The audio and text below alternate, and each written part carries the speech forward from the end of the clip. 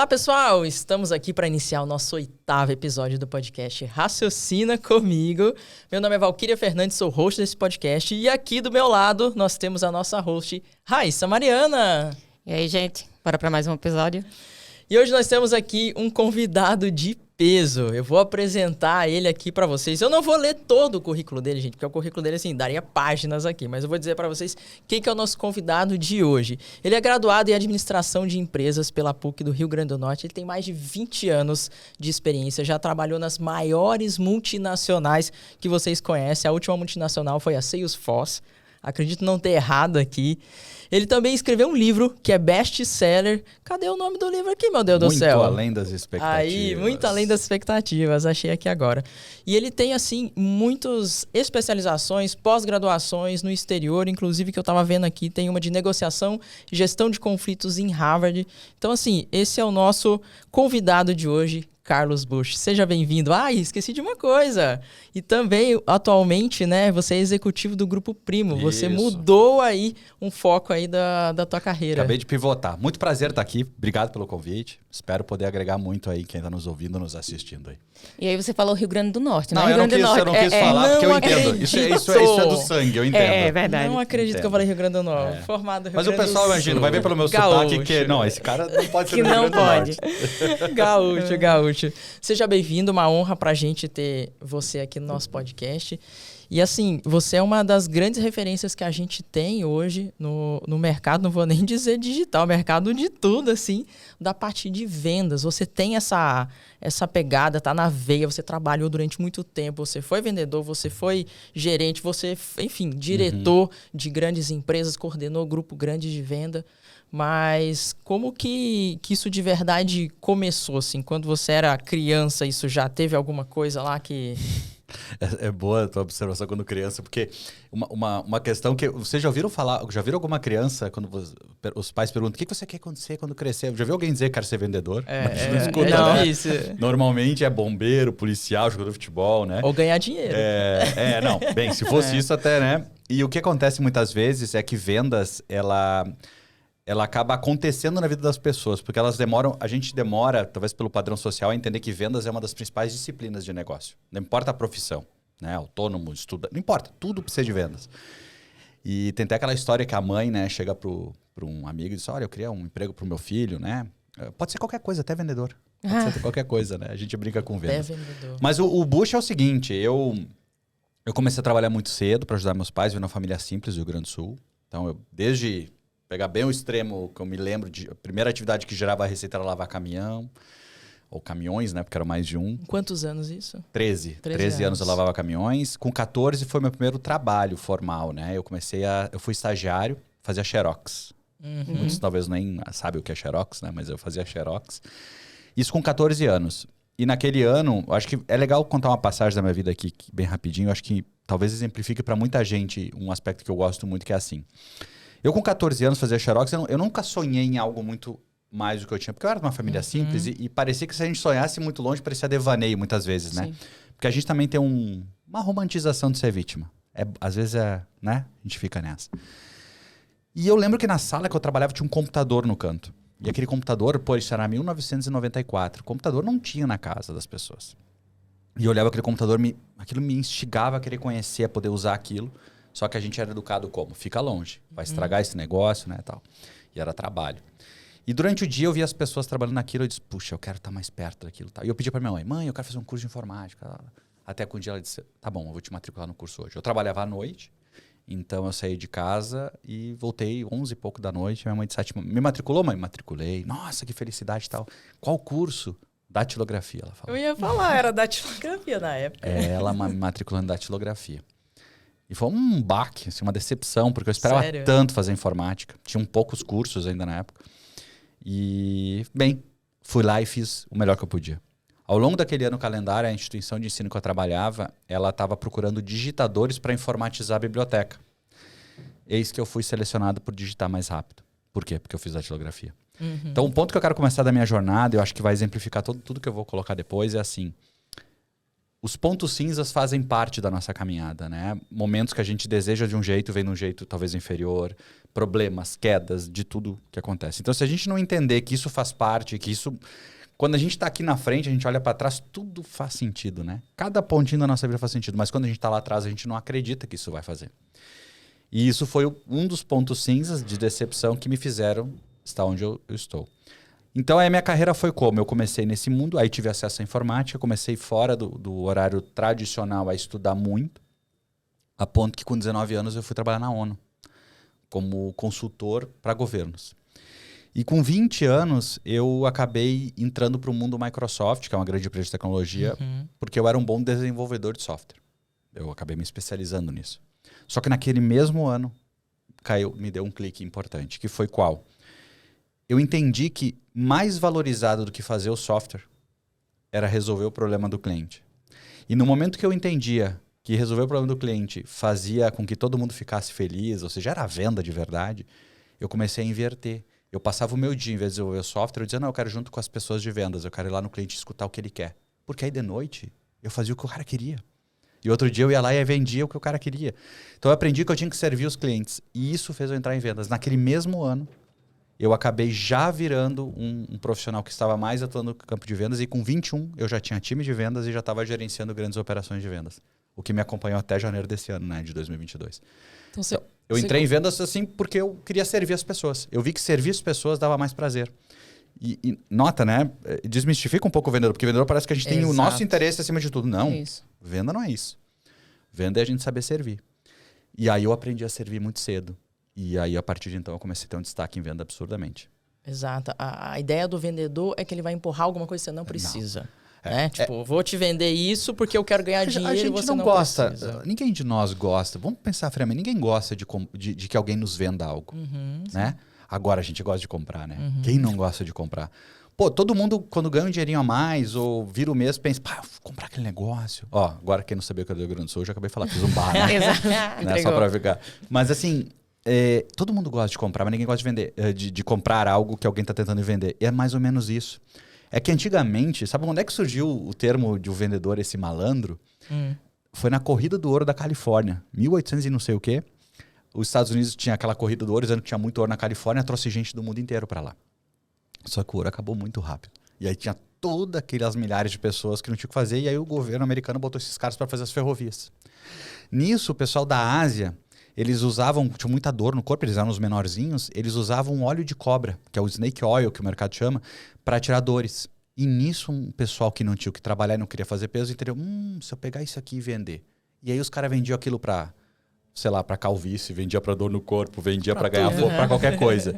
E desde então o vendedor é conhecido como aquele cara que não para de falar. O cara que fala bem, o cara que fala muito, o cara que empurra. É aquele cara que vende sal grosso no shopping, sabe? Tu tá caminhando no shopping, o cara te pega pela mão. Ou botou um perfume no teu braço. Isso nunca foi vendedor. Vendedor é uma ciência. É uma ciência muito forte. E eu digo assim, eu era uma das pessoas mais introvertidas e tímidas que existia. Então, assim, é importante entender. Tu não vai deixar de ser introvertido para ser um vendedor de sucesso. O pessoal também confunde. Vendedor, nossa, tu é muito tímido, tu não vai vender. Não tem nada a ver. Venda é pura técnica, né? Então, felizmente, sem técnica nenhuma, eu descobri isso muito cedo. Obviamente, que aí eu procurei me especializar, né? Então, acho que 2 mensagens, já para quem está nos ouvindo, nos assistindo, é assim. Primeiro, se está no momento ruim, fica tranquilo que ele faz parte, vai te engrandecer. Segundo, venda sempre vai ser importante. Mesmo que tu não saiba isso ainda. Quanto antes souber, melhor, né? Que empresa sem venda, profissional sem venda, não tem sucesso. Exemplo, né? Um profissional de fisioterapia sem agenda cheia não ganha tanto dinheiro quanto alguém que está com a agenda cheia. Sim. Né? Vamos voltar um pouquinho mais. À vontade. Lá nos 13 anos, quando você tinha 13 anos e lavava caminhões, o que é que passava na cabeça dessa criança de 13 anos? Porque assim, muitas vezes muitas pessoas pregam, naquela idade eu já tinha um mindset, eu já sabia o que eu queria. E às vezes se torna um pouco longe, porque eu com 13 anos eu não sabia o que eu queria. Às vezes muitas pessoas hoje ainda não sabem o que querem, mas o que é que passava na sua cabeça naquela época lá? Não passava nada, gente. Passava que eu precisava ganhar um dinheiro para ajudar em casa. Eu, durante a semana, como é que aconteceu isso? Puxa, eu jogava futebol, jogava bem, mas eu sabia que eu não ia ser um jogador de futebol. Aí eu disse, eu preciso ajudar em casa. Eu tinha essa necessidade de querer. E também tem minhas coisinhas, né? Poder comprar um picolé se eu tivesse vontade. Então, Então, durante a semana eu ajudava num atacado a carregar caixas. Aí o que eu ganhava ali, eu trazia coisas para minha casa. Coisas que eu digo, sei lá, permutava sabão, permutava comida, né? E no sábado era o dia do meu dinheirinho que eu lavava os caminhões daquele atacado que voltavam, né, da viagem da semana. Se tu me perguntar o que eu pensava, eu não pensava em nada. Só pensava quantos caminhões eu vou conseguir lavar no sábado e no domingo eu vou ver o que eu faço. Eu sempre fui uma pessoa que olhei degrau a degrau. Eu não sonhava, como eu falei no início, né? Eu não almejava nada. Nossa, eu vou dizer para vocês, eu acho que nem hoje eu almejo nada muito longe. Eu almejo muito o próximo passo. Eu tenho muito claro para onde eu quero ir como o próximo passo. Então, naquela época, olha a vida. Isso eu acho que eu não contei em nenhum podcast ainda. Quando eu fui selecionado para ser estagiário do Xerox na universidade, foi minha terceira tentativa de estágio. As primeiras 2 eu não fui selecionado, porque queriam experiência. Tu vê que interessante, né? E entre a segunda e a terceira que eu tive êxito, na minha cidade tinha um lugar chamado Senai. O Senai, né? O Sistema S. E na minha cidade tinham 2 cursos. Era torneiro mecânico e eletricista. Que era para a comunidade, normalmente, para fazer uma profissão, para quem não tem muito, né? E eu queria me ocupar muito a cabeça. Isso eu sempre fui uma pessoa, eu queria ser útil. Eu me matriculei em torneiro mecânico. Eu fui na primeira aula. Na segunda não fui mais, porque eu tinha sido selecionado pelo Xerox da Univates na época. E olha que interessante. Talvez eu não procurasse mais emprego depois que eu tivesse entrado, porque eu estaria com foco em alguma coisa. Exato. Então, nunca sonhei. Imagina que eu ia ter essa mentalidade. Eu troquei 5 vezes de curso. Pensa. Eu acho que bem mais à frente eu mostrei que eu não tinha muito para onde eu... Na verdade é interessante, eu troquei de curso porque eu tinha uma ideia muito certa. Eu apenas não estava tendo o resultado que eu esperava, por isso que eu trocava. Não foi por indecisão. Meu caminho sempre foi linear, porque eu sempre... Por que eu falo linear? Linear não é a melhor forma, né? Eu não dei voltas, eu acho que eu vou dizer assim. Por quê? Eu sempre fui botando um ponto e ia no ponto. Então ele foi todo um zigue-zague que seja, mas ele foi sempre pro norte, digamos. Sim. Né? Foi assim. Pro norte, tá vendo? Era norte. Uma hora eu ia chegar no Rio Grande do Norte, né? Sai do sul e vai pro Você é um norte. visionário mesmo. É, visionário. Assim, estamos lá no norte. Uma coisa que me chamou muita atenção, você falando você construindo software, né? Tipo, desenvolvendo. E aí você começou a entender que não adiantava você desenvolver algo que as pessoas não queriam. Então, por isso você foi a campo e quis entender essas dores das pessoas que iam... de fato, consumir. É interessante porque eu entendi rápido, acho que essa foi a minha sorte, de que era mais importante perguntar do que sair fazendo. E normalmente a gente romantiza, né? Vou dar um exemplo. Eu sou um bom programador, um bom desenvolvedor de software. Vou fazer o software mais fantástico de recurso. Que você acha fantástico. Mas não é o que a pessoa quer. Então, no momento que eu entendia que se eu escutava durante o dia e de noite eu fazia, eu conseguia ter uma performance absurda. Total. Absurda, porque tudo que eu fazia era maravilhoso. É muito bom tu trabalhar outro dia e os caras dizem, nossa, era o que eu queria. Escutei. E aí fica mais fácil de vender. Produto bom é mais fácil de vender que produto ruim, né? Então foi assim que começou. E é interessante que os princípios não mudaram até hoje. Os princípios que fazem alguém ter sucesso em vendas, que faz uma empresa ter performance, são os mesmos desde a época que eu tinha 13 anos. Talvez eu tive a sorte de entender de uma maneira não formal quais eram esses princípios. Um deles é escutar o cliente, né? Sim. Que eu acho que pouca gente olha, faz. Se eu levar para a área da fisioterapia, um dos princípios é escutar o paciente. Não adianta eu querer dar a solução para o problema dele se eu realmente não entendo por que ele está ali. Quando a gente fala isso, né, dando um exemplo um pouco melhor, por exemplo, o paciente chegou para mim, tem uma dor nas costas. Dor nas costas é um diagnóstico médico, vamos dizer, é patológico. Tá. Por mais que a gente entenda que hoje dor nas costas não é uma patologia, mas é o que ele está sentindo. Eu não sei o que está por trás disso. Exato. Eu não sei o que desenvolveu isso, que causou essa dor nas costas. Se eu não escutar e souber fazer as perguntas certas para chegar nesse ponto, eu não acho esse X da questão. E é exatamente isso que você está trazendo com uma visão, né, voltada para empresas, administrativo, vendas, que a gente gira em torno da mesma coisa. E vamos pegar o exemplo, tô com dor nas costas, né? E aí, obviamente que tem uma causa que tu vai trabalhar, etc. Mas assim, depois que eu tirar essa dor, o que tu queres de fato fazer? Tu quer brincar com tua filha no chão de rolar? Tu quer jogar futebol com os amigos? Tu faz luta? Tu quer... O quanto importante é entender o que a pessoa quer fazer depois, porque depois é o reforço que eu quero fazer. Não é só um reforço de não ter dor, mas sim um reforço para que não gere outros problemas. Então, muitas vezes talvez um questionário muito mais amplo de perguntas, né? Eu leigo aqui me metendo no protocolo de vocês. É isso mesmo, Sai muito bem. Precisa descobrir isso daí. Você fala assim, que desde cedo você aprendeu a servir as pessoas. E quanto mais você servia, mais oportunidades você teve. Né? Então, isso, e você disse que isso te guia até hoje. Até hoje. Quanto mais eu cresci, mais servi ainda. Então, tu imagina, eu saí desse lugar, eu sou um improvável, né? Porque eu saí desse ambiente, aí fui trabalhar na ONU, imagina alguém trabalhar na ONU, depois eu fui ser vice-presidente das maiores empresas do mundo de software. Pô, tem mais de 1.000 vendedores, sabe? Transacionar, assim, quantias de dinheiro que a gente... Fábulas.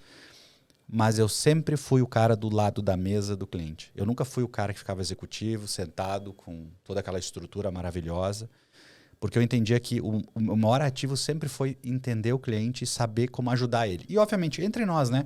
É que nem um profissional de fisioterapia. Cada consulta a gente aprende uma coisa.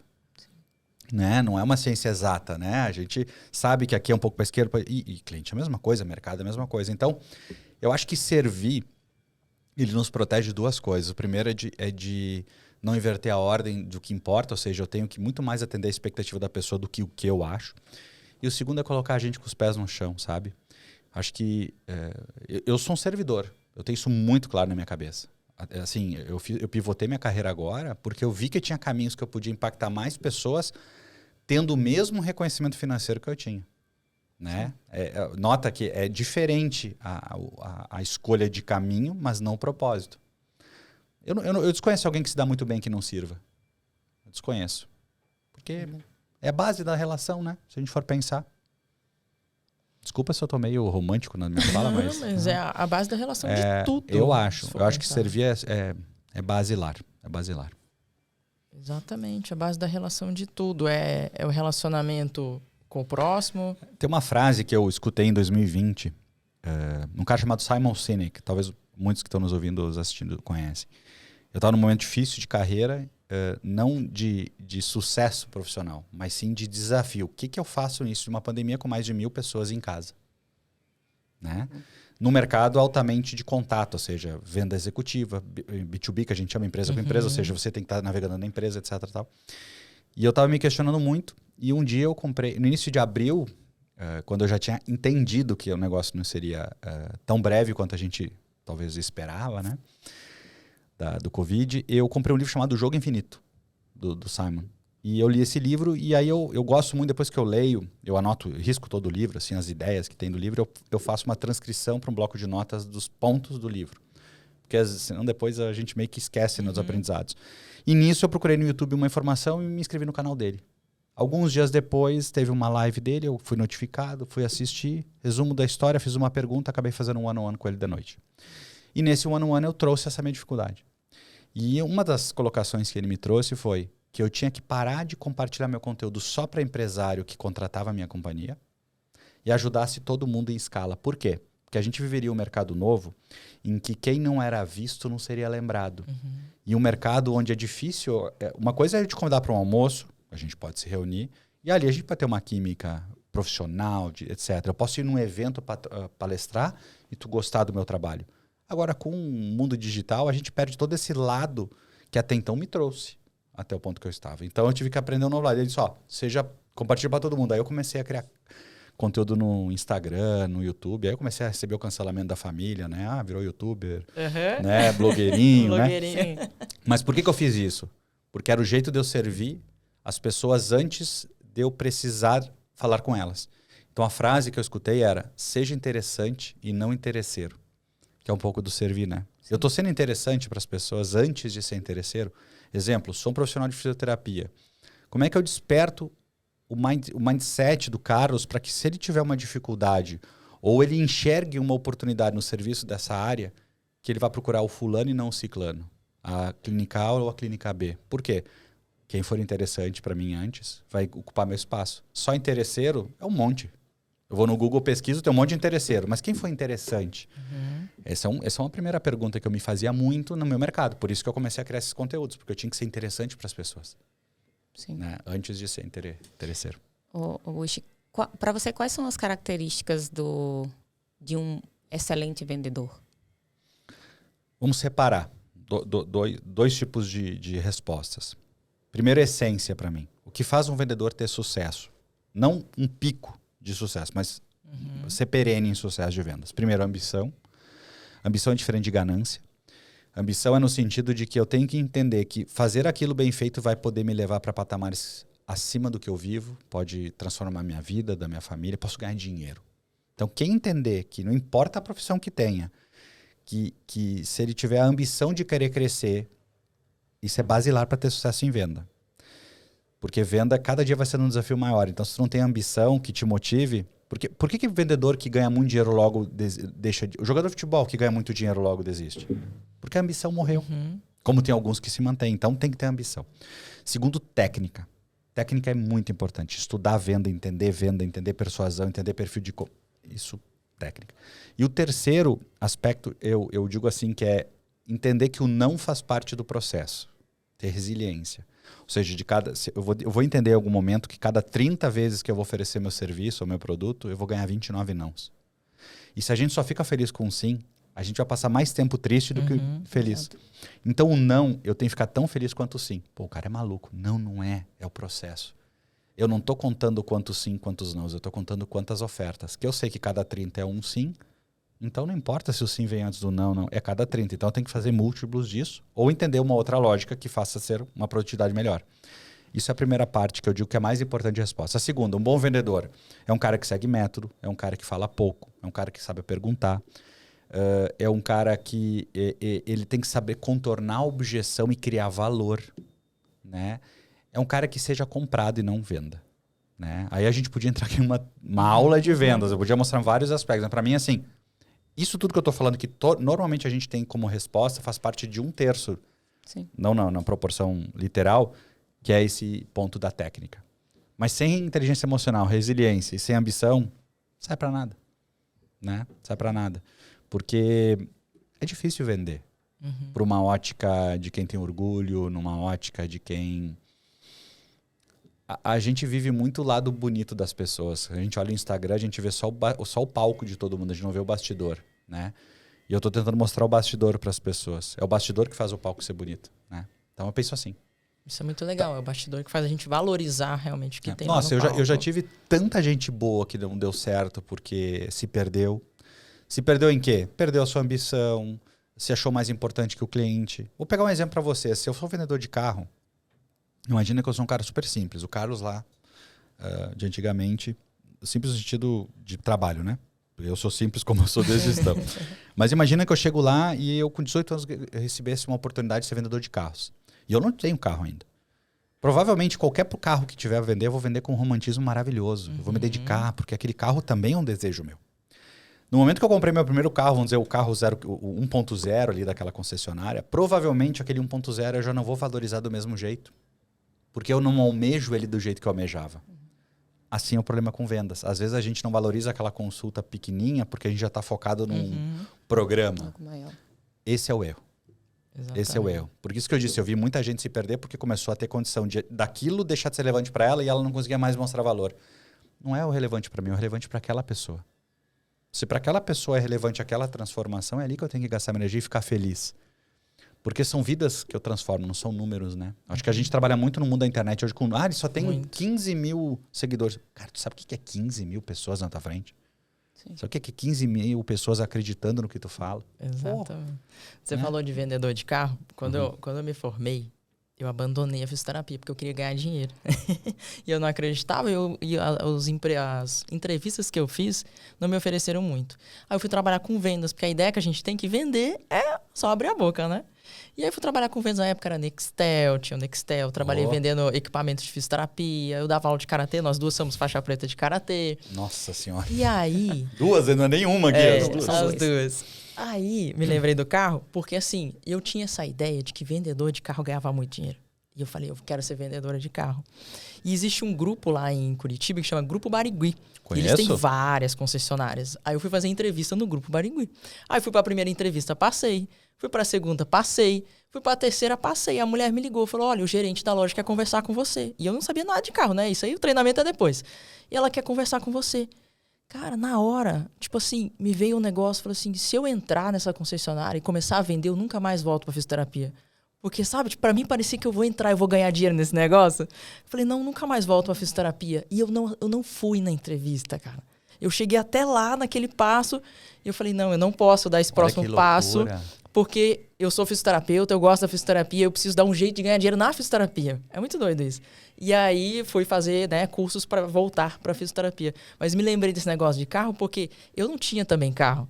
Então, assim, eu tinha essa ideia de que o vendedor de carro, vendendo lá o carro popular, e eu sabia, conhecia vários vendedores, vendiam bastante. Então, eu tinha noção do quanto eu podia ganhar. E eu sabia, cara, depende do meu esforço, do meu trabalho de querer aprender isso aqui e a técnica. Pensa comigo, a fisioterapia, ela pode ser tão grama verde como coisa de carro, se for pra ti. Porque o vendedor de carro pode olhar para esse mercado e dizer assim, nossa, olha só esse mercado de fisioterapia. Tu pega fisioterapeutas X, nossa, olha o sucesso dessa clínica. Pô, olha só, tem perfis de cliente que a vida inteira vão precisar do serviço dessa gente, sabe? Então, assim, a grama do vizinho sempre é mais verde, né? Exatamente. Não que seja errado a tua visão. Sim, vender carro dá dinheiro.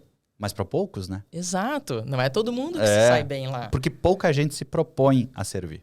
Exatamente. Servir. Né? Essa é a diferença. Servir não é ser bobo, tá? O pessoal às vezes confunde. A servir é o cara que faz tudo. Não, não é isso.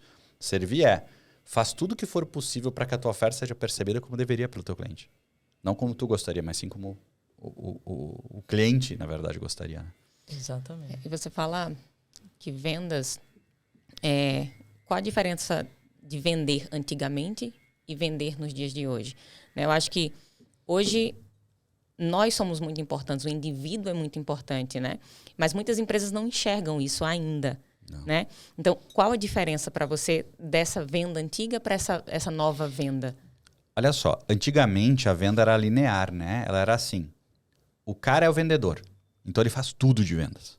Ele prospecta, ele mapeia mercado, ele cria o que vai conversar com o cliente, como vai oferecer, que preço vai fazer...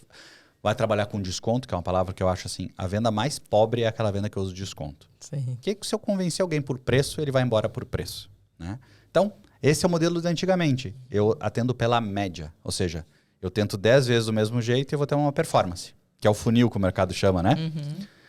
O modelo de vendas hoje, que eu encaro, é um modelo onde a gente se especializa em microetapas. Então, eu tenho pessoas... Ah, Carlos, mas eu sou pequenininho. Calma, eu vou explicar, mas depois a gente pode ver como o pequeno faz, né? Porque parece que tem que ser enorme eu fazer isso. Mas eu me especializo em microetapas. A etapa de captação de público ideal, a etapa de como eu persuadir esse público. O que é persuadir? Parece uma palavra ruim, não. Uhum. Persuadir é eu tentar mostrar o que a pessoa precisa do jeito que ela precisa. Porque às vezes a gente quer mostrar só do nosso jeito. Então, eu uso formas de que ela absorva. Terceiro aspecto, eu vou engajar ela. Quarto, eu vou converter ela. Quinto, eu vou fidelizar ela. Porque a venda não acontece... Eu sempre digo, né, que o vendedor de aliança, ele não tem que estar feliz do dia que ele vendeu a aliança. Ele tem que estar feliz do dia que o cara casou. Ou a mulher casou. É ali que ele comemora. Olha que legal. É isso. Fisioterapia, eu não comemoro o dia que eu fecho um pacote das aulas. Eu comemoro o dia que a pessoa sai curada. Isso Exatamente. é vendedor de sucesso. Porque se a gente, por exemplo, eu te vendi um apartamento. Nossa, que felicidade, te dou uma garrafa de... Não. Que dia tu vai te mudar? Me avisa. Aí naquele dia, no teu primeiro jantar, tu vai ter uma garrafa de vinho minha. Ali eu comemoro como corretor. Não é o dia que o dinheiro cai na conta. É o dia que o cliente se transformou.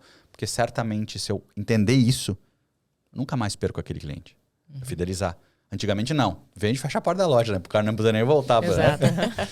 Né? Então, eu acho que tem essa primeira mudança. A segunda mudança no mundo de vendas é que hoje nós, consumidores, somos os protagonistas da sociedade. Antigamente não éramos. Antigamente as empresas eram. Tipo, quer telefone? É empresa tal. Quer, não quer, não quer. Café? É com ou sem açúcar, no máximo que tu pedia. Hoje não. Hoje café tem 14 tipos, televisão tem tudo que é canal. Porque nós passamos a ter protagonismo. Então, num mundo onde eu escolho o que eu quero, como é que eu desperto a atenção das pessoas? Né? Essa é interessante, não interesseiro. Né? Antigamente, eu fazia o quê? Propaganda TV.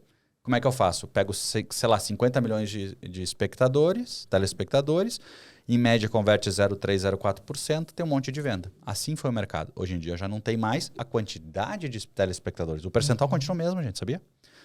Por que televisão não é um bom caminho? Depende, para certos segmentos não é. Mas para alguns ainda vale, por isso que tem televisão. Mas por que uma internet se tornou um ativo grande? Porque ela conseguiu personalizar a nossa atenção. Eu só enxergo o que eu busco nas redes sociais. E se tiver alguém que conseguir ser interessante para mim ali, esse cara vai ter muito menos competição frente ao que tinha uma TV. Então a venda hoje, ela tem mais competição por um lado, tem muito mais gente com a capacidade de vender, mas em linhas gerais ela tem menos, porque o meu talento ele pode chegar a lugares que eu não chegaria antes. Então, é meio que parece contraproducente eu falar desse jeito. Então, onde eu quero chegar da venda hoje?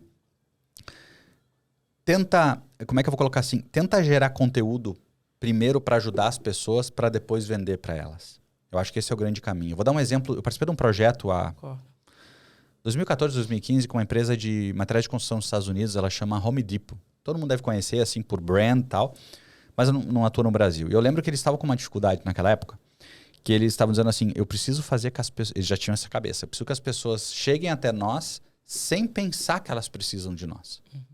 Puxa, o que nós vamos fazer? E aí a gente começou a entender o seguinte. Quais são as maiores demandas que fazem alguém procurar...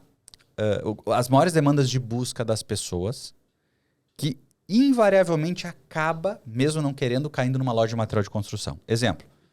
Nossa, o papai deu um cachorrinho para nós. Vamos fazer uma casinha de cachorro? Vamos. Como se faz? Vamos ver então. Caso deles. Como construir uma casinha de cachorro? Aí tu entra no site lá, vem um passo a passo, vídeo, material, tamanho, cortes. Tudo eles geravam. Aí num cantinho dizia, se quiser, faltou o prego, não sei o que, clica aqui e a gente manda para tua casa. Se falta um profissional para te ajudar, clica aqui que a gente manda para tua casa. Que legal. Então, ou seja, eles estavam na comunidade de quem construía casinha de cachorro. A Lululemon nos Estados Unidos, que é uma loja que vende roupa de yoga, de ginástica, pensa, é a terceira empresa que mais vende por metro quadrado nos Estados Unidos. Roupa. Primeiro Apple, segundo Tiffany, terceiro Lululemon. Ela vende mais por metro quadrado que uma loja de carros. Só para o pessoal pegar a dimensão. E o que ela fez? Exemplo, se fosse fisioterapia, mas o caso da yoga. A loja, ela vende roupa para fazer o esporte, ou o mindfulness, etc. Mas lá ela chama professores para ir para a loja, para dar aula de graça para a comunidade. Se não tem lugar para dar aula, vem lá. Ela faz intermediação para marcar aula para os professores. Ela traz livros para as pessoas estudarem. Ela faz palestras. Ou seja, ela se tornou uma referência para aquele grupo de pessoas que talvez até queiram fazer uma aula, mas não sabiam o que queriam. Porque eu não ia acordar de manhã e dizer, nossa, eu vou fazer yoga. Mas eu ir numa loja, ver que aquilo é interessante, tipo, por exemplo, eu, Carlos, não estou com dor nenhuma agora. Por que eu vou procurar um fisioterapeuta? Né? Mas eu passei por situações, há um tempo atrás, que eu queria jogar futebol, eu sempre me machucava. E aí eu encontrei um profissional muito bom de fisioterapia lá no Rio Grande do Sul, Porto Alegre, e ela me mostrou que a fisioterapia não era só quando eu tinha dor, e sim ela podia ser preventiva. E eu fiz muito um trabalho, e eu sou defensor até hoje, e a gente nem combinou isso aí, né? É vida real. E eu vi que, por exemplo, eu tinha um alongamento absurdo, eu comecei a ter uma qualidade de vida absurda, eu comecei a me sentir melhor. Então, assim, eu não vejo pessoas, ao menos que chegam até mim, mostrando a fisioterapia pro lado de pequenas vitórias. Tipo, poder rolar com a minha filha no chão, sabe? A gente só enxerga, às vezes, como uma contenção de um problema. Então, tu olha o mercado que tem. Todo mundo quer ter uma vida... A gente vai viver mais tempo. É só variáveis positivas para essa profissão. Concorda? Exatamente. Então, se eu entender como eu posso servir melhor as pessoas, eu posso ter um melhor discurso. Desculpa que eu estou sendo longa a minha resposta, mas eu quero trazer mais um ponto. A gente, a vida inteira, é ensinado a ser técnico na venda. Então, eu vou dar um exemplo. Eu vou vender um carro, eu vou falar que o meu carro tem 4 portas, roda liga leve, tantos cavalos, ar-condicionado digital. Com o tempo, a gente aprendeu a levar as coisas para o intangível, valorizar tal. Mas, no fato, tem um estudo de um professor brasileiro, o nome dele é... Já me vai vir o nome dele. Ele escreveu um livro e ele traz as 3 mentes do consumidor. Ele fala que 85% das decisões são tomadas baseado em cabeça de macaco, 10% em cabeça de princesa e 5% em cabeça de Einstein. Como a gente é ensinado pelos argumentos técnicos de venda, a gente só trabalha o Einstein, que é 5%. Só que 85% do tempo as pessoas estão comprando como macaco. Que é o quê? Sentimento, desejo, princesa, no caso, comparação. Então, em vez da gente aprender que a venda é muito mais desejos das pessoas, necessidades, do que de fato aspecto técnico, a gente mudaria completamente. Então, em vez da gente a gente aprende na faculdade de fisioterapia a técnica. Mas aprende a vender? Não. Aprende a escutar? Nada. Tá entendendo? E 90%, 95% dos clientes que a gente vai atender, eles vão valorizar este lado que a gente não aprendeu. Entende? Então, é importante as pessoas tentar absorver o seguinte: o que uma pessoa que não é da área gostaria, o que faria ela tomar decisão numa quarta-feira de chuva de manhã em São Paulo, frio, a querer fazer fisioterapia, que não seja quando ela tem dor. Porque é muito mais custoso competir no mercado onde as pessoas têm dor. Acredito eu que tem menos gente com dor do que tem mais gente sem dor, né? Só que todo mundo podia ser cliente potencial. Então, por que eu vou focar só no que tem dor? Por que eu não foco no que não tem dor? É usar o aspecto do macaco. Porque senão a gente não comprava os carros que a gente compra. Se fosse só o Einstein, teria um carro. Aquele carro que gasta menos pneu, mais fácil estacionar, né? Não, mas a gente compra carros que não tem nada a ver. Por quê? Porque a gente é macaco. A gente compra roupa de marca porque a gente é macaco. A gente viaja para certos lugares pagando não sei o quê porque a gente é. Então, eu acho que talvez o aspecto fundamental das vendas mais modernas, elas trazem hoje para nós profissionais que oferecemos os nossos serviços a oportunidade da gente ser diferente, mas sem abrir mão que a gente tem que despertar desejo nas pessoas, né? As pessoas não compram... ela não vai comprar serviço de fisioterapia. Uhum. Eu até escutei esses dias uma frase, um cara dizendo assim, por que cobrar por hora? Já viu um cara que corta cabelo cobrar por centímetro?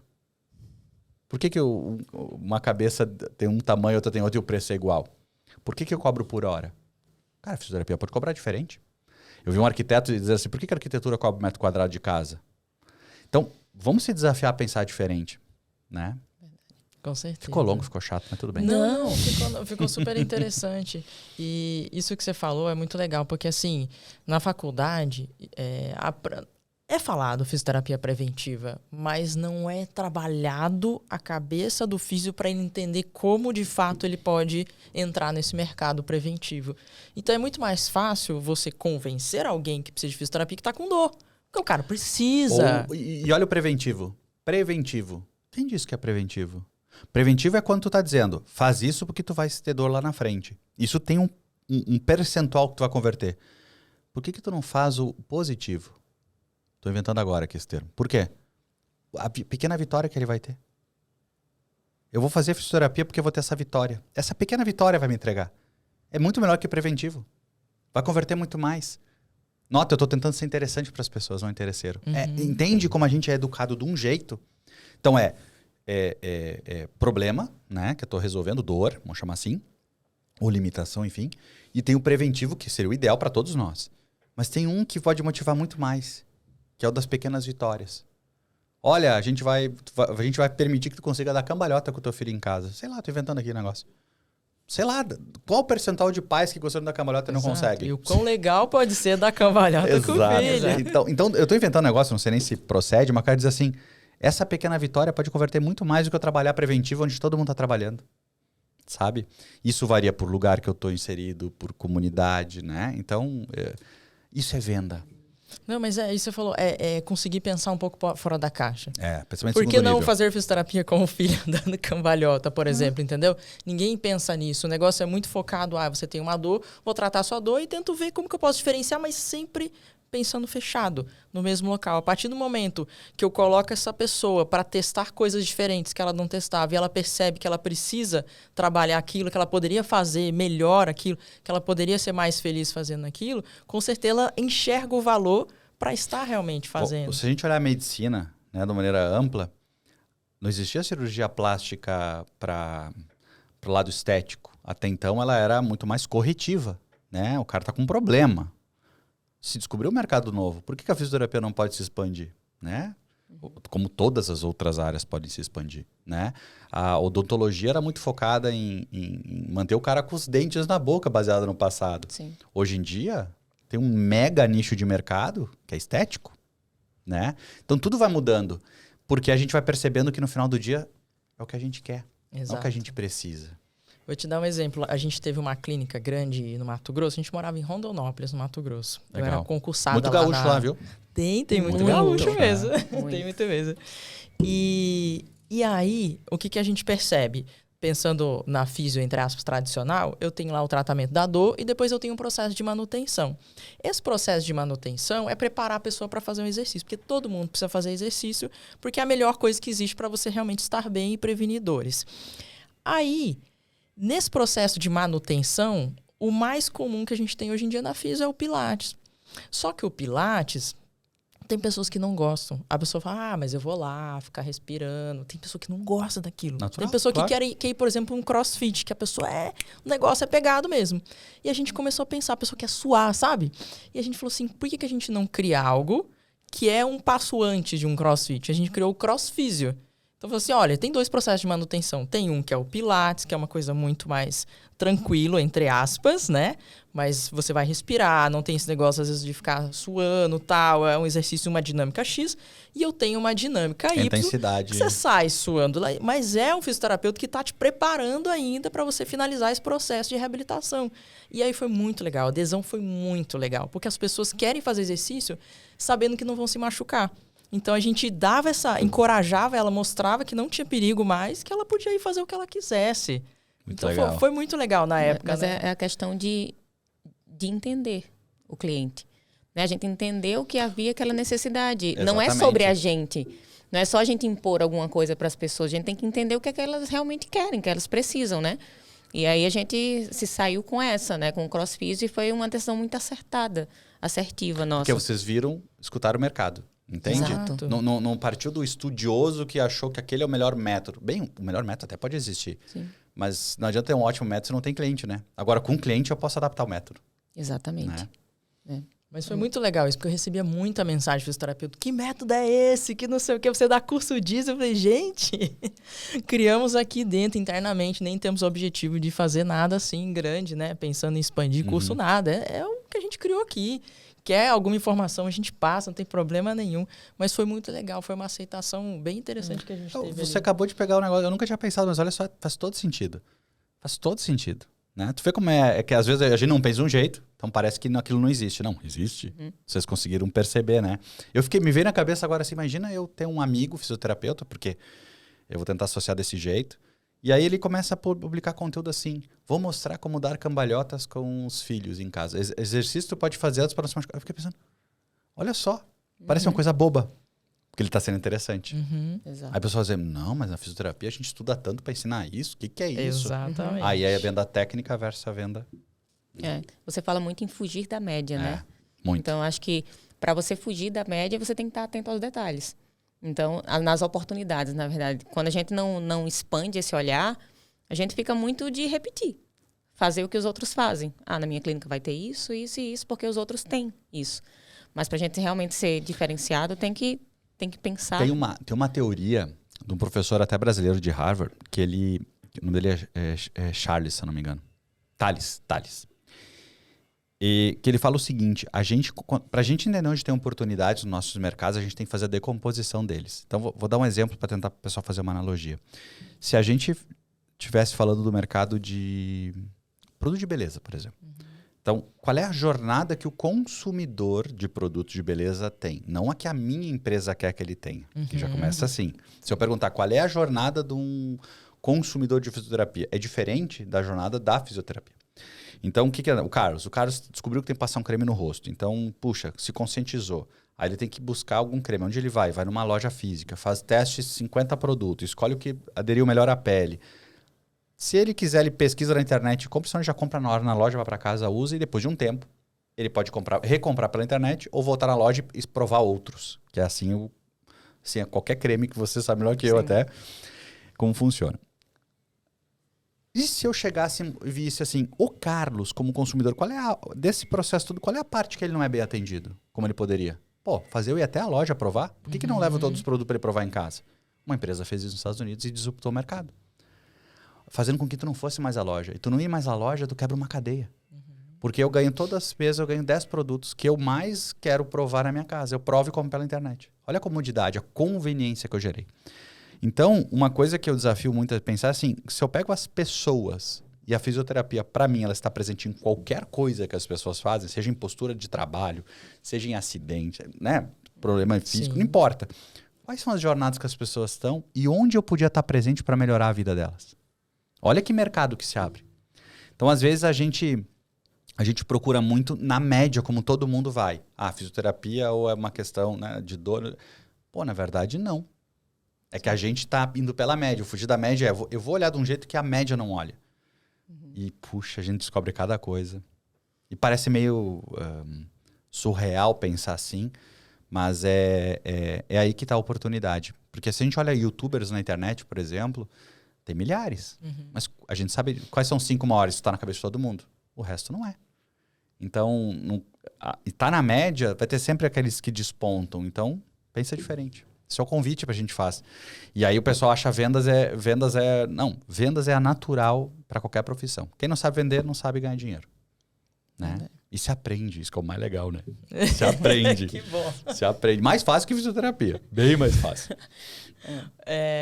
Quando você fala de uma empresa, vendas é o quê? É o coração da empresa ali. Sem vendas, a empresa não se mantém. Vendas... É que eu tendo a evitar coração, porque o pessoal fala coração, o pessoal associa o lado emocional, o lado romântico, diz assim, a empresa que é uma empresa só pensa em vender. Eu ia falar coração por ser vital mesmo. Não, mas é isso mesmo, é vital.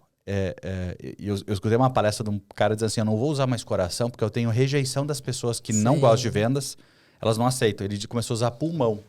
Sim, tá certo, é vital também. Exatamente, né? Mas eu queria só fazer essa brincadeira, porque na verdade assim, eu não conheço uma empresa de sucesso que não vende. Mas tem um monte de empresa ruim que, ao vender, ganha dinheiro. Venda é tudo. Então, antes... Por exemplo, eu fui um cara que, por muito tempo, porque eu venho da área técnica, eu romantizava muito a parte técnica. E, desculpa, ninguém tá nem aí pra parte técnica. Então, às vezes, a gente vê fisioterapeuta fazendo 25 especializações seguidas, e Deus me livre de dizer que não vale a pena, tá? Não tô dizendo isso, mas não fez nenhuma de venda. Não fez nenhuma de como vender. E se parar pra pensar... Se ele soubesse vender melhor, talvez sem aquela especialização ele ganharia mais dinheiro ainda do que querendo ser o melhor de uma coisa e não saber vender. Porque eu tenho que mostrar para quem precisa que eu sou bom. Obviamente que uma vez que eu sei vender e quanto mais especializado eu estiver, mais diferencial eu vou ter. Mas eu vejo um caminho muito da gente, a gente aprofundando muito numa coisa que nos distancia do consumidor. Porque a gente é romântico. Por exemplo, eu antigamente tinha 28 certificações técnicas. Aí tu me pergunta, o que servia ter 28? E eu paro a pensar hoje, que é verdade, gente. Por que eu não fiz 10 só? Que talvez 10 me credenciariam. 28 era para ser o melhor. Mas para quem? Para você que é faixa preta, você que é todo mundo quer perto de mim. Mas o meu cliente... Sim, que adianta. Né? Aí tem um cara com 2 certificações vendendo a rodo porque ele entendeu dessa forma. Então, eu acho que a gente tem que desafiar o pessoal a entender que vendas é mandatório, né? Até num relacionamento. Vocês estão aqui na mesa, vocês estão tocando um podcast. Uma tem que ficar passando para o outro a sua questão, a sua lógica. É uma venda. A outra pessoa, ela confia em ti porque tu vendeu argumentos. Então, venda faz parte do nosso dia a dia. Então, eu sugiro fortemente buscar vendas como ciência e não nesse lado de, nasceu com o dom. Não existe dom. Exato. A gente falou de vendas, mas para você, qual a importância do pós-vendas? Parece louco, né? Mas o pós-venda vale mais que venda. Né? Vou dar um exemplo simples. Imagina que para cada 5 propostas do meu trabalho, não importa o que eu faça, que eu levo ao mercado, eu converto um cliente. Tá? Então, eu tenho normalmente, quando alguém chega assim, olha, o fulano chegou alguém e diz assim, eu queria tal produto teu. Eu vou botar uma proposta. Cada 5, um compra. Então, eu já entendi um modelo que o meu trabalho acontece. Então, eu tenho que captar público para me trazer. Se eu atender tão bem esse e dizer para ele, cara, se tu se sentiu bem atendido, me indica 5 amigos.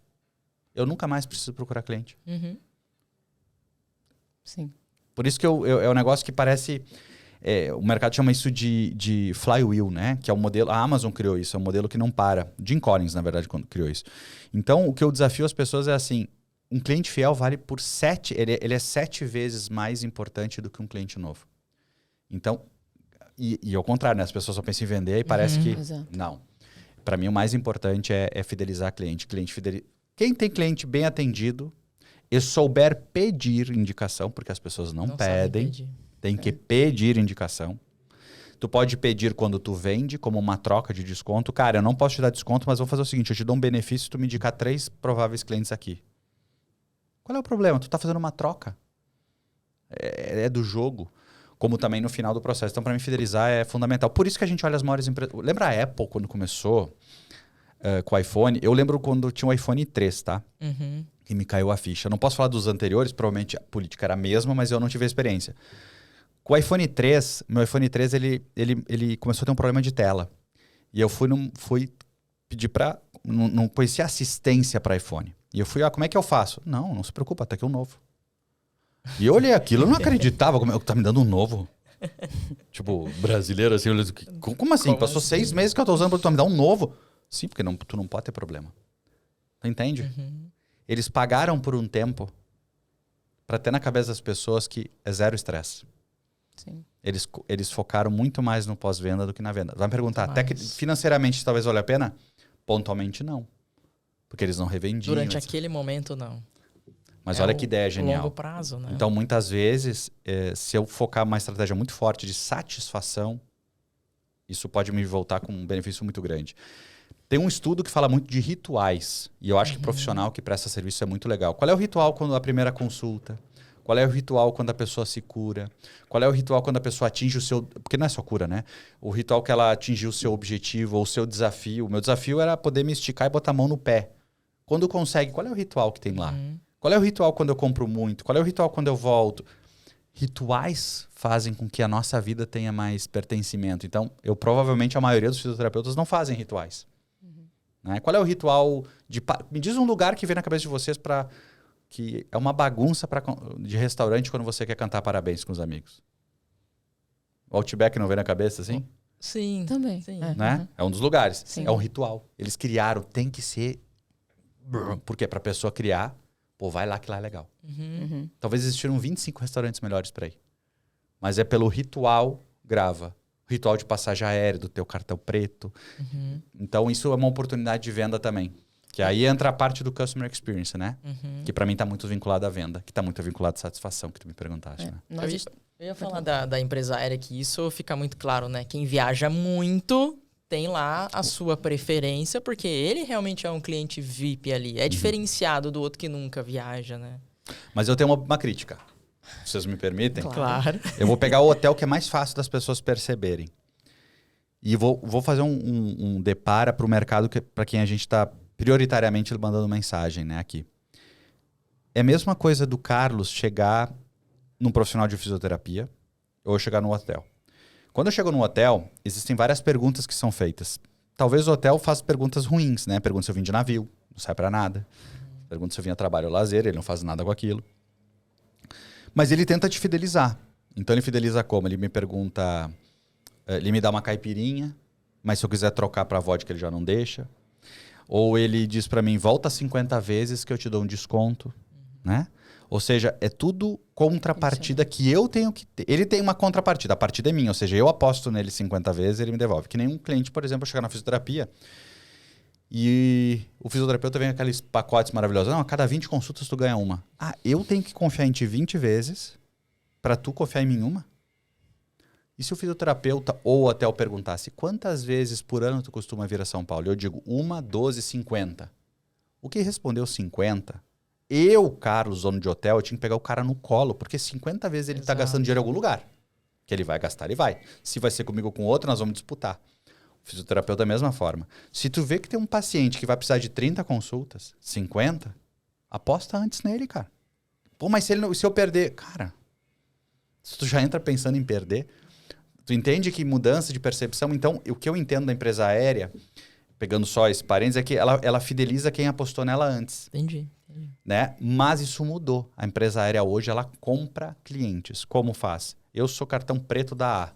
A empresa B sabe que eu sou preto dela, ela diz, ó, eu te dou o meu cartão por 1 ano, preto também, para tu voar comigo. E aí com isso, tu não renova nenhum nem outro se tu não voar. Aí eu vou escolher. Mas aí ela me trouxe no patamar que eu deveria estar, de fidelidade, ganhando aquela experiência para poder disputar. O hotel eu não vejo fazendo isso.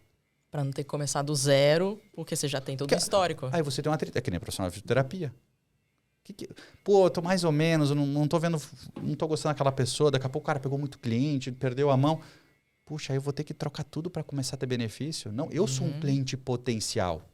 E tem cliente de maior valor. Então, olha só como mudam as estratégias. Pergunta o que precisa, não o que tu quer. Banco pergunta o sexo pra gente. Ah, tu é homem ou mulher? Muda o que no dinheiro? Tem algum fundo que dá mais dinheiro para homem ou para mulher? Não tem. Sim. Então não importa, né? Então eu acho que as oportunidades elas são simples. Só não é fácil de fazer porque a gente cai na média. Eu ia falar, a gente estava numa palestra um dia desses e O pessoal estava falando que o primeiro site mais procurado é o Google e o segundo já é o Reclame Aqui. Então, assim, a importância da gente cuidar bem do cliente, entender muito bem o cliente, porque ele tem voz em muitos lugares hoje. Diferente de antigamente. Antigamente, quebrar o vidro nesse café, você juntava os cacos, botava no envelope, mandava pra caixa postal 114, né? Exato. Hoje não, boto uma foto, posto, nossa! Exato. Né? Então, os meios de você ter voz são muitos. Então, o cliente ele tem um poder muito grande nas mãos, né? Então, quem entender isso primeiro, É o protagonista. ou da melhor forma possível, com certeza vai fugir da média. Você sabe que eu tenho um caso, exatamente como tu falou, de uma grande empresa de linha branca, mas grande, pensa em empresa grande. E eu fui me preparar para uma reunião executiva nessa empresa e eles queriam trocar o software de atendimento. E aí eu disse assim, e parece coisa da vida, eu tinha uma lava-louça dessa marca. E a lava-louça deu problema naquela semana. E aí eu disse, eu vou experimentar o serviço deles, já vou, né, meio que unir útil ao agradável. E aí o que eu fiz? Eu não tenho os manuais guardados de uma maneira adequada. Minha esposa até organiza, mas eu não sei muito bem onde é que tá, então eu prefiro fazer o quê? Eu vou lá, pego a referência do produto, vou na internet e baixo o manual para ler. Sim. Mas eu vou no manual quando dá problema. Então a lava-louça está dando assim, ó, erro 003. Lembra até hoje? Isso deve ser 2014 que aconteceu. Aí eu fui no Google, primeira coisa, baixei o manual. Procurei no manual o erro 003, não tinha na lista dos erros prováveis. É uma mega falha. Se tem um erro 003, coloca no manual, mas não colocou.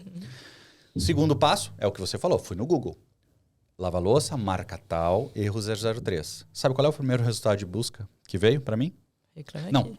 desculpa, pulei uma etapa. Fui no site daquela marca, procurei no FAQ dela, não veio, ficou a tela branca, não veio resultado nenhum. Aí eu fui no Google, veio o Reclame Aqui como primeiro. Mais de 700 pessoas com o mesmo problema. Sabe o que eu pensei? Eu tenho que vender essa lava-louça agora. Porque se tem 700 pessoas, essa marca não presta. Caramba. Sim. Tu nota? Não é, ela conseguiu fazer com que 700 pessoas, pelo menos, né? Sim. Tivessem esse dissabor, porque ela não tava nem aí de explicar. Eu nem sei, daqui a pouco o erro era do tipo assim, pico de energia, desliga e liga na tomada. Tô inventando. Sim. Ou seja, não é nem culpa dela, mas passou a ser e passou a condenar aquele produto. Por quê? Porque ela não tinha entendido naquela época que o consumidor tinha uma voz importante e ele estava se unindo cada vez mais nesse ponto, que é um caso de um Reclame Aqui que você falou. Sim. Então, nota, uma experiência nesse nível, e na época eu lembro que isso foi para mim a base da minha venda naquela empresa. Eu tive êxito exatamente por mostrar esse caso, que foi, parece coisa da vida, né? Destino. Mas eu troquei a lava-louça igual, tá? Porque não dava. Não. Mas o consumidor é protagonista, né? Então, da mesma forma que um elogio pode me ajudar muito, uma crítica pode me prejudicar absurdamente, né? Então. E às vezes a crítica é de coisa tão boba, né, gente? Na verdade, acho que a maioria, né? Você fala de protagonismo numa nova sociedade e você fala de uma sociedade velha, uma sociedade antiga. Qual a diferença dessas duas? Assim, ó. Eu sou da geração antiga, né? Então, para assistir televisão, eu tinha tela quente 10 da noite, segunda-feira, Rede Globo. Quer assistir? Quer? Não quer, não assiste. O meu modelo era um modelo de que escutar música era fita cassete. O meu modelo, ou seja, um modelo que a sociedade entregava toda a inovação na mão da indústria e nada na mão do consumidor. O caixa eletrônico ele não veio para ajudar a vida do Carlos, consumidor de banco. Ela veio para ajudar o banco a gastar menos para atender cliente. Então, essa é a sociedade antiga, a sociedade que visava só a empresa. Só que nesse meio do caminho, houve uma migração dos investimentos, parando de investir na indústria para investir na gente. Né? O celular talvez é o principal ativo que nos trouxe isso com a internet. E muita gente não entendeu isso, mudou. Então os comportamentos geracionais se mantiveram para um público mais empoderado. Então, por exemplo, se eu pegar um corretor de imóveis que está numa... Por exemplo, eu vi no meu bairro, estava caminhando, no bairro que eu moro em São Paulo, tem, porque eu vejo seguido, corretor de imóveis entregando panfleto na esquina. E era interessante, não é nenhum sinal, era uma rotatória. Ele nem esperava o cara da rotatória diminuir para ele entregar. Ou seja, não era o melhor entregador de papel, mas tudo bem. Qualquer um que vê isso acontecendo pensa assim, cara, é tão mais fácil para a internet, né? Exemplo.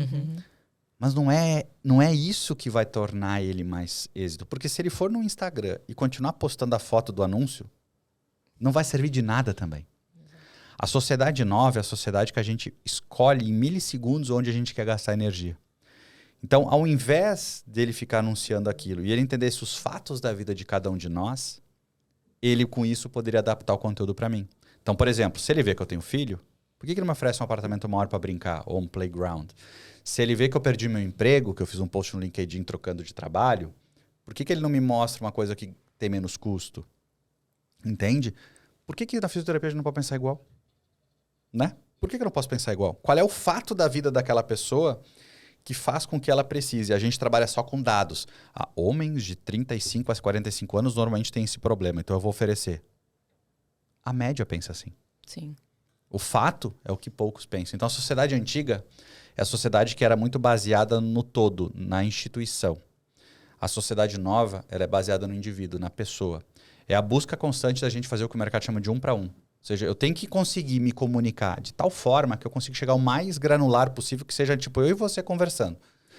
Não tem como não ter êxito, concorda? Se vocês sentarem comigo agora e começarem a me falar dos benefícios que uma fisioterapia poderia me fazer na minha vida, ou perguntando como eu levo a minha vida e mostrando fatores, não tem como eu não sair daqui, e por favor não façam, Exatamente, tá? vamos começar. Mas é verdade. Eu acho impossível eu não ter aderência, porque eu sou mediano na sociedade, eu sou o cara que não faz exercício, etc. Ou seja, é óbvio que eu tenho limitações e que a fisioterapia me ajudaria. Eu não sou doente, mas e não é nem o preventivo, é o ativo mesmo, ativamente. Então, quantas pessoas como público potencial teria no Brasil, só que a gente não chega nelas porque a gente está fazendo como a sociedade antiga. Oferta, oferta, oferta. E a gente confundiu, porque antigamente oferta, mas convertia 0,3, que eu falei, sei lá o quê, né? Uhum. Pô, mas e o fisioterapeuta do meu bairro? Ele não vai conseguir um público para ele converter 0,3 e ter uma pessoa, olha quanta gente ele tem que oferecer. Né? 400 pessoas. Já se torna difícil. Então, por isso que eu tenho que ser diferente, né? Total. E a gente vai abrir uma clínica nesse bairro, né? Aqui perto da casa dele. Eu acho que é aqui... Olha... Pode Você ser tá até... jogando futebol? Eu não, porque eu nesse momento tenho medo de me Tá machucar. vendo? Você tá Lá, entendendo? tá vendo? É. A gente pode te dar essa segurança. Só. Já pensou mostrar pro seu filho que você joga futebol ainda? Exato. Já pensou Tocou teu lá no filho fundo? gritando, papai, Nossa! gol! Você não tem uma filha pequena agora? Imagina, pra você é o herói dela. Exato. Imagina ela poder ver o seu pai jogando futebol e dando uma bicicleta sem Ei, ficar uma a semana bicicleta internado é depois. outro nível. Aí já é outra coisa, né? A bicicleta, você sabe que uma vez a gente treinou futevôlei. E os caras têm lá, como que chama aquele golpe? Que é quase como uma bicicleta. shark. É shark. Que tu Shark. bate assim com a Que sola, ele né? bate com a Sim. sola. Cara, pro cara treinar aquilo, você tem noção quantas vezes ele cai Não. ali na areia? Eu não quero Não, nem saber, porque surreal eu aquilo. olho e eu me assusto. É surreal. E ele fica na altura da rede, né? o Muito, negócio. é muito Fica. alto. É surreal. E a velocidade, o time pro cara chegar e bater ali é surreal. A gente treinou na época e tinha um jogador que era sobrinho do professor, alguma coisa ali, ele fazia. E é bonito demais de ver, mas, pô, que habilidade. Eu já ficaria pensando como seria a queda, entende? A preocupação, Mas, né? Tem que aprender a cair. É. Mas me diz uma coisa, Bush. Tem muitos fisioterapeutas, muitos profissionais da saúde que tem uma trava com vendas. Tipo assim, ele acha que ele tem que só fazer o papel dele ali e que aquilo, entre aspas, se vende. Que é o que você falou da indicação. Exato. Ele tem a ideia só na indicação. Se eu atender muito bem esse paciente e ele melhorar e resolver o problema dele, ele vai me indicar, eu não preciso fazer nada. Tem alguma coisa que você olha assim, que você fala, cara, você precisa aprender a vender para você realmente ser um fisioterapeuta de sucesso. Porque você falou, uma empresa que não vende não tem sucesso. Não E eu tem, enxergo né? da mesma forma. Um fisioterapeuta que não vende não tem sucesso, não tem como. Você vai ficar limitado na média ali porque você não consegue escalar. Se você realmente não souber trabalhar esse teu potencial. Tem uma frase que eu gosto que diz assim, ó.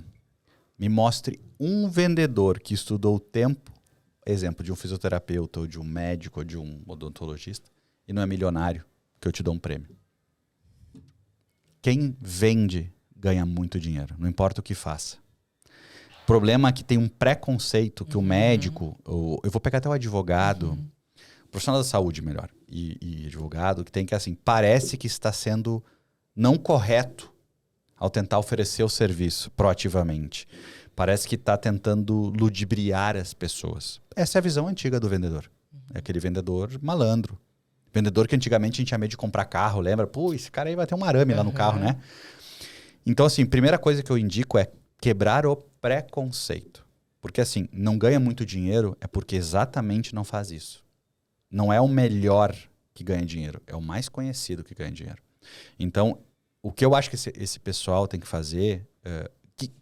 E vamos de novo, tem gente que não quer crescer. Cara, quem sou eu para dizer quem é certo ou errado? Agora, eu estou falando para quem quer crescer, que é o que de fato eu acredito que é um potencial. Eu buscaria entender quais são quais são as grandes oportunidades que se tem em vendas para aquele segmento que ele atua. Então, por exemplo, fisioterapia. Como eu faço a minha mensagem chegar mais longe? Como a minha mensagem vai ser interessante para as pessoas? Como ela vai ser diferente dos outros profissionais da minha área? Quais os benefícios que eu vou gerar? E devagarinho eu estaria focando nisso. Se conseguir ter um tamanho legal, já botaria uma pessoa dedicada a fazer só isso. Né? Vou dar um exemplo. Se eu tivesse uma clínica, eu faria o dia maravilhoso. Como assim o dia maravilhoso? Eu juntaria 3 clientes prováveis e faria ele ter o dia maravilhoso dentro da clínica. Entendeu?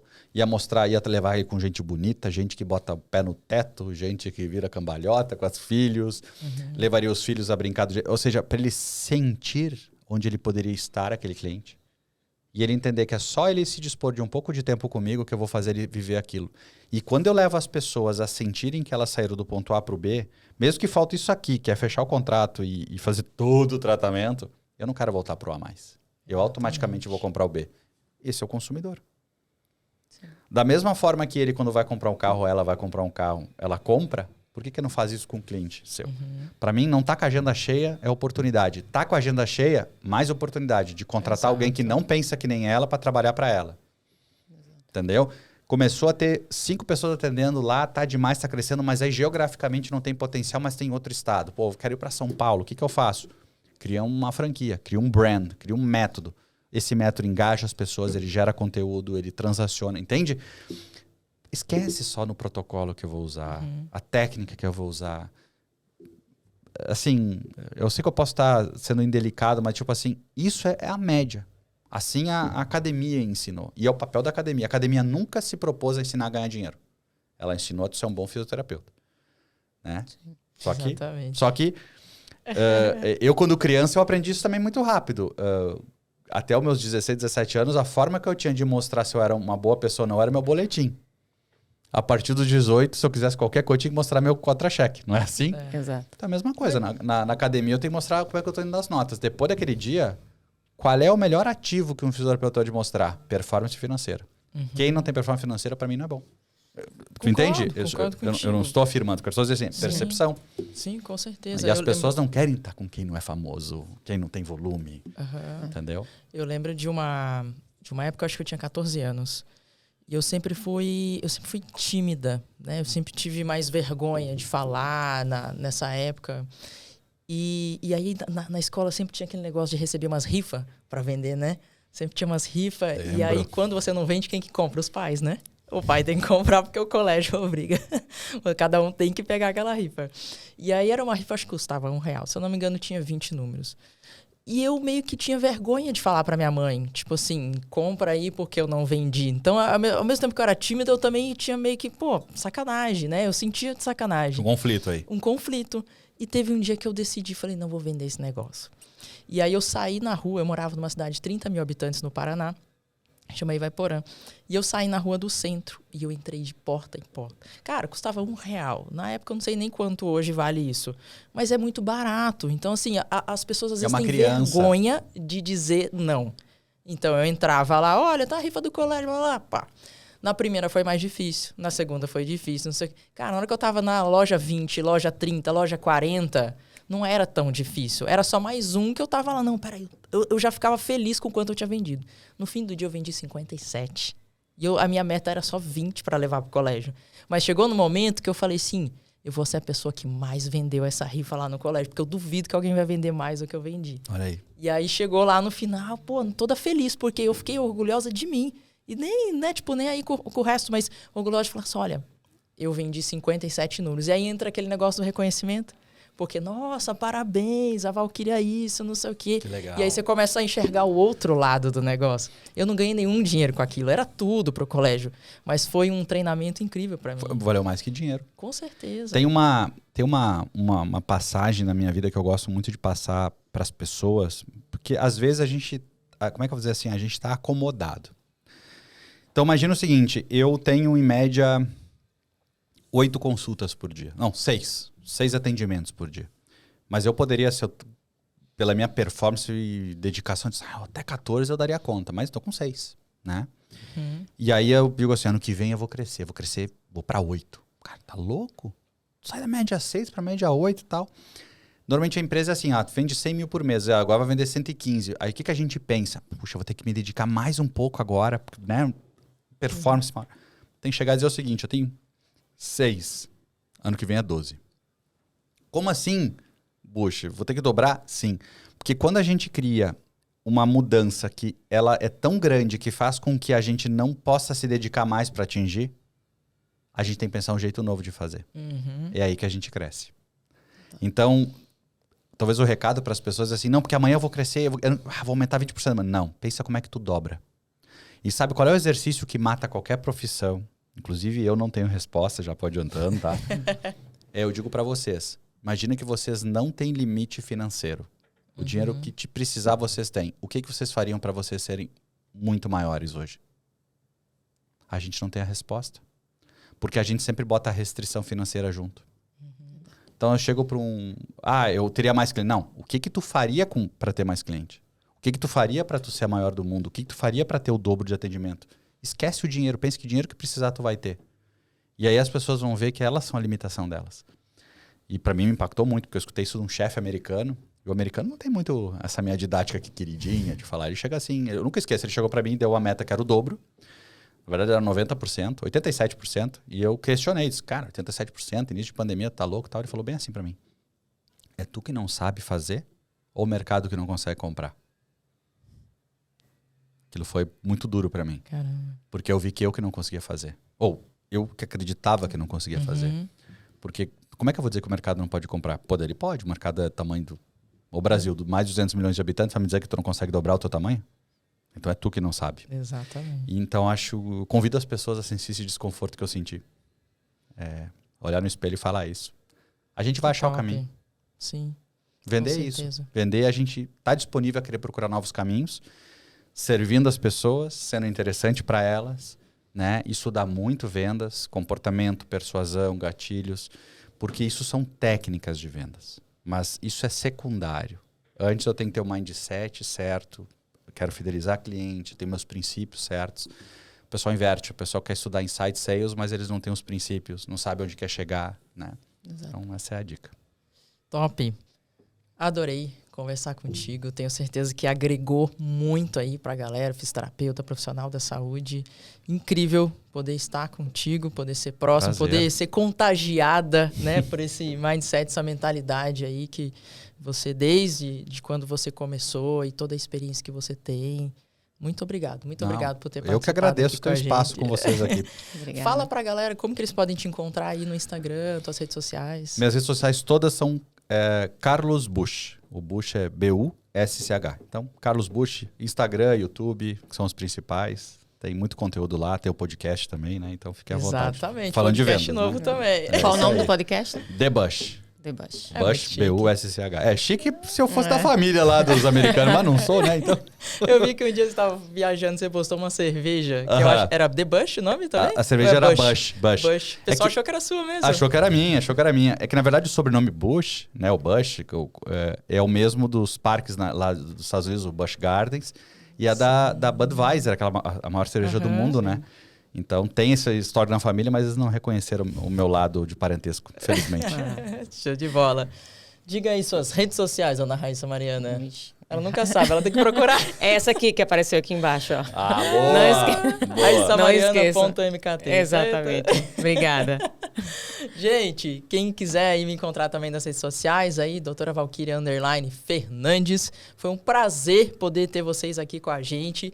Clica aí em compartilhar, compartilha esse link com pessoas, com profissionais, com fisioterapeutas, profissionais da área da saúde que precisam destravar, que precisam entender o quanto a vendas é importante. Você tem que ser um excelente profissional, mas você também tem que saber vender com técnica, com integridade, saber servir aí o seu paciente, tá bom? Obrigado aí por estar com a gente aí nesse podcast. Espero vocês no próximo.